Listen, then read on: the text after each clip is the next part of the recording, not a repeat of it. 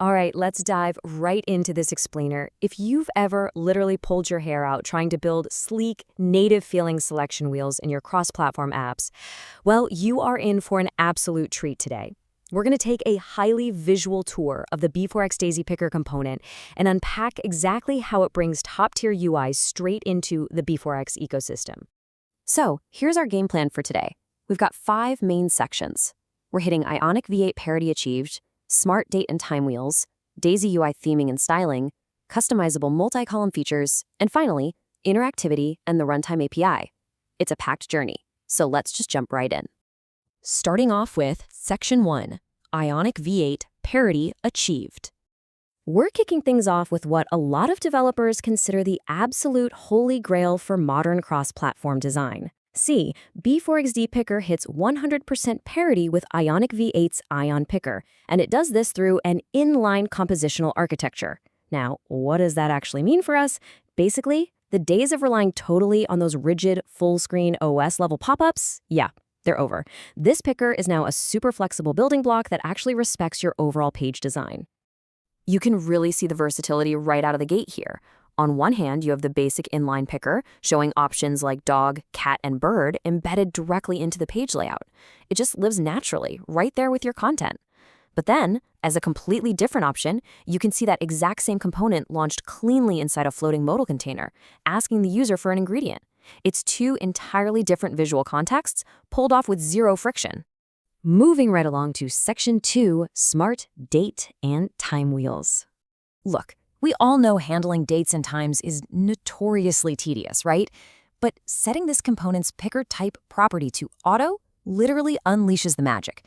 Instead of writing all those manual loops to populate a wheel with 31 days or 12 months, the component just reads familiar flatpickr-style tokens from an input format property to build the wheel logic totally automatically. So a capital Y gives you a 4-digit year, a lowercase m gets you a 2-digit month, and a capital K sets up an AM/PM wheel, completely automatically. It's amazing how perfectly the code logic connects to the UI reality. By just typing the string y-m-d space h:(i) into the input format property, boom, the component instantly spits out year, month, day, hour, and minute columns.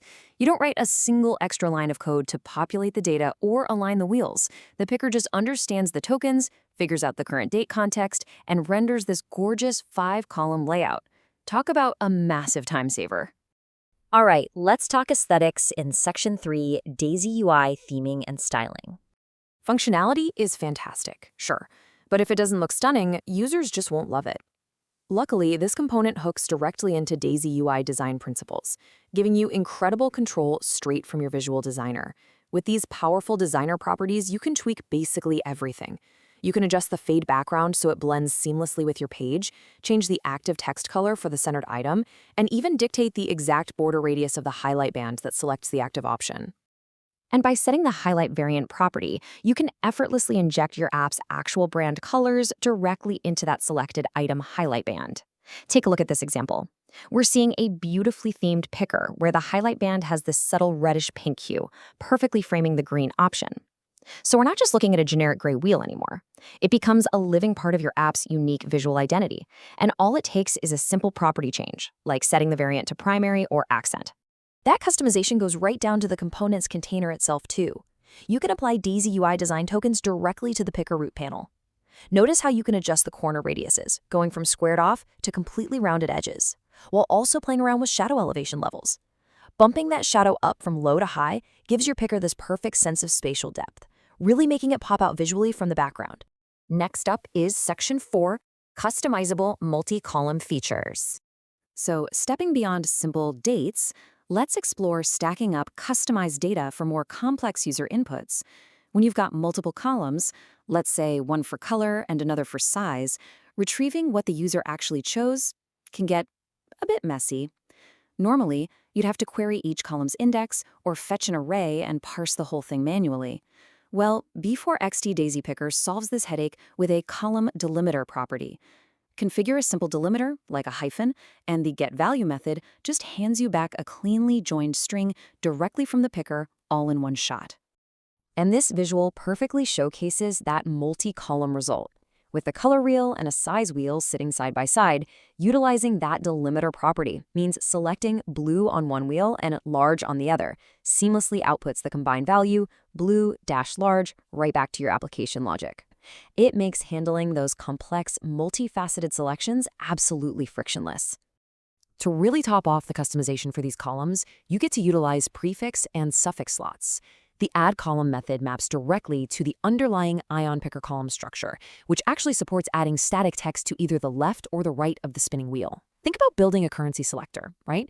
You can slap a $ on as a prefix and maybe the letters USD as a suffix. It provides immediate context to the numbers spinning in the wheel, and it keeps the user interface incredibly intuitive without cluttering up the scrolling data itself.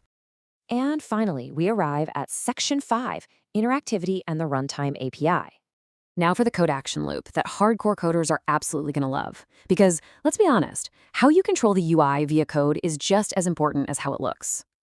This little snippet of the scroll-to-active item logic highlights how B4XDaisyPicker pulls off these incredibly smooth, native-feeling interactions. When you programmatically select an item, it doesn't just awkwardly snap and jar the user. No, it uses custom scroll easing to animate exactly to the target Y coordinate over 250 milliseconds. It perfectly emulates that highly satisfying native scroll settling behavior that makes modern apps feel so premium. And taking control of this from your own app logic is super straightforward. By following these quick steps, you can easily manipulate the picker on the fly. You just fetch all the available options using getColumn option values, run your own logic, like, say, generating a random selection, and then just pass a list of those new values straight back into setValueList. The UI takes care of the rest, automatically animating all the wheels to your dynamically provided selections right there at runtime. The component even packs some seriously robust interactivity handling right out of the box. Users don't even have to drag to scroll. They can literally just click a visible non-centered option and the wheel will automatically snap it right to the center highlight. And even better, it includes a bulletproof touch interception pattern for Android, which, if you know, is a notorious headache where nested scroll views fight over touch events. It automatically requests to disallow intercept touch events on parent views. Basically, if you drop this picker inside a long scrolling page, the page isn't going to jump around when the user tries to spin the wheel. It is absolutely flawless. So, we've seen the absolute parity with Ionic V8, those amazing auto-generating wheels, the deep DaisyUI styling, and a really robust runtime API. With all these tools now sitting in your toolbox, the days of those clunky cross-platform pickers are officially behind us. So the real question I have for you is, how are you going to leverage this architecture to completely revolutionize your next app's interface? Thanks so much for joining me on this explainer today, and honestly, I cannot wait to see what you build.